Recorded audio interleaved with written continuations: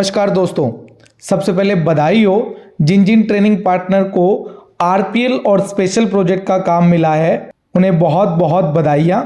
और सबसे महत्वपूर्ण बात, आज की जो वीडियो है, बहुत सारे लोग कंफ्यूज हैं कि किस तरह से इस प्रोग्राम को इम्प्लीमेंट किया जाए, क्योंकि कुछ ट्रेनिंग पार्टनर ऐसे हैं जिन्हें या तो बहुत समय बाद टारगेट मिला है या फिर कुछ लोग ऐसे हैं जिन्हें नए लोगों को टारगेट मिला है। क्योंकि जो पुराने पार्टनर है वो पहले एसडीएमएस पे भी काम करते थे, उसके बाद स्किल इंडिया पार्टनर पर भी काम करते थे, स्किल इंडिया पोर्टल पर भी काम करते थे। लेकिन अब एक नया फॉर्मेट आ चुका है, स्किल इंडिया डिजिटल पोर्टल, जिस पर कैंडिडेट को अपने आप से रजिस्ट्रेशन करके खुद से बैच एनरोल करना होगा, जिसे बहुत सारी समस्याएं एक ट्रेनिंग पार्टनर के सामने आ रही है, क्योंकि इस टारगेट को एनरोल करने की डेडलाइन बहुत ज़्यादा नज़दीक है। दो डेडलाइन रखी गई हैं, एक 29 फरवरी और एक 15 मार्च। अगर मैं 29 फरवरी की बात करूं तो 29 फरवरी की डेट स्पेशल प्रोजेक्ट की डेडलाइन डेट है एनरोलमेंट की, और आरपीएल के लिए 15 मार्च लास्ट डेट रखी गई है। हो सकता है कि 2023-24 की डेट, एनरोलमेंट की डेट अंतिम हो, इसलिए सभी ट्रेनिंग पार्टनर जो भी चिंतित हैं उनका समाधान होने जा रहा है इस वीडियो के अंदर। जी हां दोस्तों, सबसे पहले मैं आपको एक बार फिर से बधाई देता हूं, और एक वीडियो शुरू करने से पहले आप इन कंटेंट पर ध्यान दो, इस प्रोसेस पर ध्यान दो। इसी को हम इस वीडियो में एक्सप्लेन करने जा रहे हैं, और इसी वीडियो के अंदर सब बातों का हल है। इन्हीं प्रोसेस के अंदर कोई ना कोई किसी ना किसी स्टेप पर यहीं पर अटक रहा है। सबसे पहले दोस्तों, हाँ दोस्तों, सबसे पहले आपके पास एक ईमेल आया है जो कि एनएसडीसी की ऑफिशियल वेबसाइट से है, जिसमें आपको बताया गया है कि कौन से जॉब रोल में कितना टारगेट किस लोकेशन पर आपको दिया गया है। कुछ लोगों को एक्सेल अटैच हुई है, कुछ लोगों को मेल में ही लिखा गया है। तो सबसे पहले आप देखें कि इसकी शुरुआत कैसे करनी है। देखिए, दोनों प्रपोजल के लिए सेम प्रोसेस है, चाहे वो स्पेशल प्रोजेक्ट हो चाहे वो आरपीएल हो। जी हाँ दोस्तों, सबसे पहला फर्स्ट स्टेप क्या होगा। जी हाँ दोस्तों, जो ट्रेनिंग पार्टनर अब तक ट्रेनिंग पार्टनर नहीं बने हैं, ये भी कारण है, मैं उनके लिए बोल रहा हूं, क्योंकि जो 4 साल पहले पार्टनर थे उनका भी स्किल इंडिया पोर्टल का जो टीपीआईडी है वो एक्सपायर हो चुका है, उन्हें रीडीए कराना होगा। तो पहली बात, जो नए पार्टनर हैं उनको स्किल इंडिया पोर्टल पर अपने आप को as a training partner register करना पड़ेगा, और जो पुराने टीपी हैं, 3 साल से पुराना जिनका ट्रेनिंग पार्टनर है, उनका टीपी एक्सपायर हो गया होगा, उनको रीडीए की फीस पे करके दोबारा से अपने टीपी को डीम्ड रेडी की स्टेज पर लाना होगा। जी हाँ दोस्तों, ये है फर्स्ट स्टेप। हाँ दोस्तों, मैं समझ गया। अब कुछ लोग कह रहे होंगे कि हमारा टीपी डीम्ड रेडी है, तो सुनिए, आप दूसरी बात सुनिए, दूसरी महत्वपूर्ण और इंपॉर्टेंट बात सुनिए। सबसे पहले आप अपने टीपी को लॉगिन करेंगे। टीपी को लॉगिन करने के बाद जो दूसरा काम करना है, वो काम है आपको अपने स्कीम को अप्रूव कराना है, आपके टारगेट को अप्रूव कराना है। टारगेट अप्रूव कैसे होगा?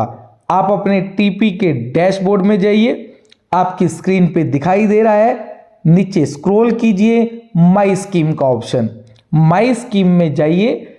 इसके बाद आप ऐड ए न्यू स्कीम पर क्लिक कीजिए, और आप यहां पर PMKVY 4.0 लिखेंगे तो आपको PMKVY 4 की सारी स्कीम्स आप दिखाई दे जाएगी।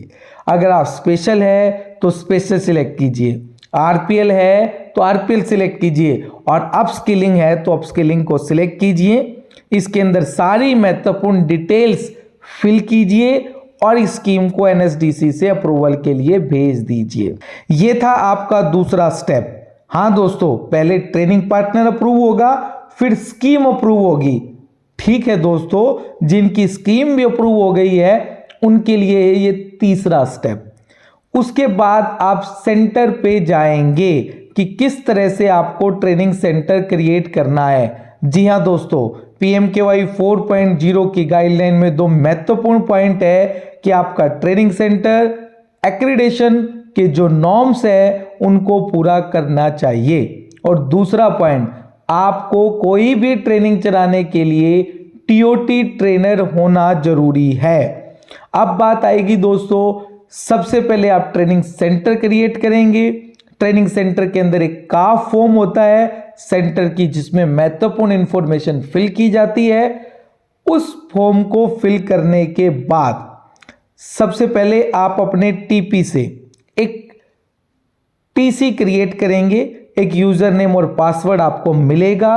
उस TC ID में आप सारी इंफॉर्मेशन अपडेट करेंगे, उस फॉर्म को आप फिल करेंगे।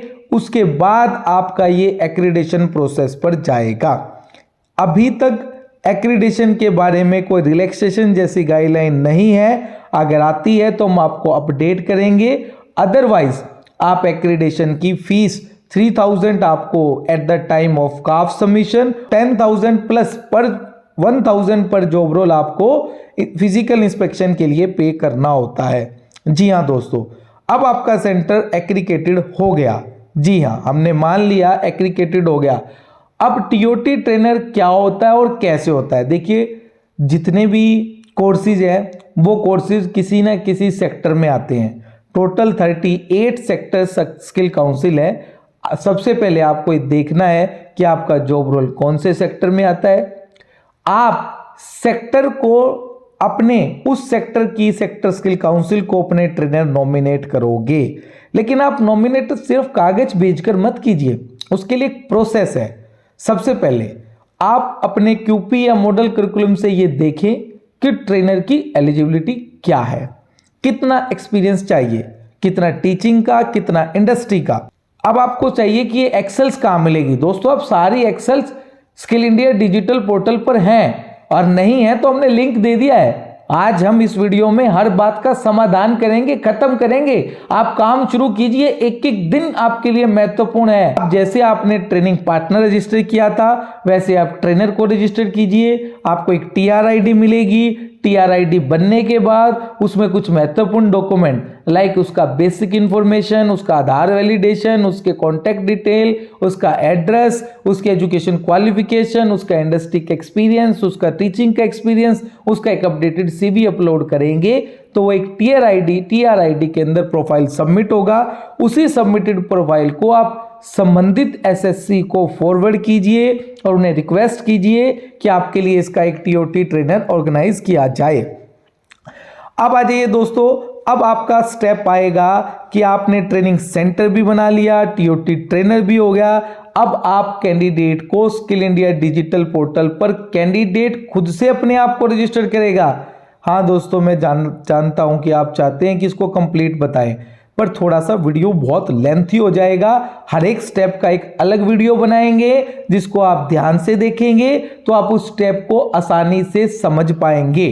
अब यहाँ पर मैं बात कर रहा हूँ स्किल इंडिया डिजिटल पोर्टल पर आधार कार्ड के OTP की मदद से कैंडिडेट खुद को एनरोल करेगा, और एनरोल करते वक्त वो चुनाव करेगा कि किस बैच में उसको एनरोल होना है। तो आपको उसको बैच ID देनी पड़ेगी कैंडिडेट को, वो अपने आप को वहां से रिक्वेस्ट करेगा तो वो आपके ट्रेनिंग सेंटर में कैंडिडेट आ जाएगा। जी हाँ दोस्तों, एक और महत्वपूर्ण पॉइंट है आधार अनेबल बायोमेट्रिक मशीन। जी हाँ दोस्तों, आज आपने बैच शुरू कर लिया पर आधार का रजिस्ट्रेशन नहीं कराया, ये बहुत बड़ा इशू होएगा, क्योंकि आपको जो पेमेंट मिलना है वो आधार अनेबल बायोमेट्रिक पर 70% अटेंडेंस 21 दिन के अंदर आपको पंच कराने के बाद ही मिलना है। उसका एक लिंक हम आपको दे रहे हैं। सबसे पहले आप उस लिंक पर अपने ऑर्गेनाइजेशन को रजिस्टर कीजिए, बेसिक डिटेल सबमिट कीजिए, और डिटेल सबमिट करने के बाद एक टेम्परेरी ID आपको मिलेगी, फिर आपको एक परमानेंट यूजर ID मिलेगी। जितने कैंडिडेट आप बैच में डालोगे उस दिन उन्हीं सभी कैंडिडेटों को वहां पर भी आपको रजिस्ट्रेशन करना होगा, जिसे हर एक स्टूडेंट की एक बायोमेट्रिक ID होगी, तभी आप उसको बायोमेट्रिक लगा पाओगे। जी हाँ दोस्तों, ये था बायोमेट्रिक का स्टेप। उसके बाद आप अपनी अटेंडेंस को फॉलो करेंगे। इस तरह से आपका ये प्रोजेक्ट शुरू हो जाएगा। दोस्तों ये वीडियो बहुत लेंथी हो रही थी, इसलिए हम इतनी इंफॉर्मेशन दे रहे हैं। जो जो इंफॉर्मेशन आपको चाहिए वो आप कमेंट में लिखिए, थोड़ा ब्रीफ एक्सप्लेन कीजिए ताकि हम उसको समझ पाएं। अगर हमें लगता है कि हम उसका मैसेज में जवाब दे सकते हैं तो मैसेज में जवाब देंगे, अदरवाइज उसके लिए भी एक कंप्लीट वीडियो हम आपके लिए लेकर आएंगे। जिसको तो आपसे रिक्वेस्ट है, इस वीडियो को ज़्यादा से ज़्यादा ग्रुप में शेयर कीजिए और अपनी क्वेरी कमेंट में लिखिए। आपसे वादा है हर एक कमेंट का जवाब आएगा, हर एक समस्या का हल किया जाएगा। दोस्तों बहुत कम टाइम है आपके पास एनरोलमेंट का, ये समय मत जाने दीजिए। सिर्फ आप एनरोलमेंट पर ध्यान दीजिए, बाकी सारी टेक्निकल समस्या हमारी हैं। धन्यवाद दोस्तों।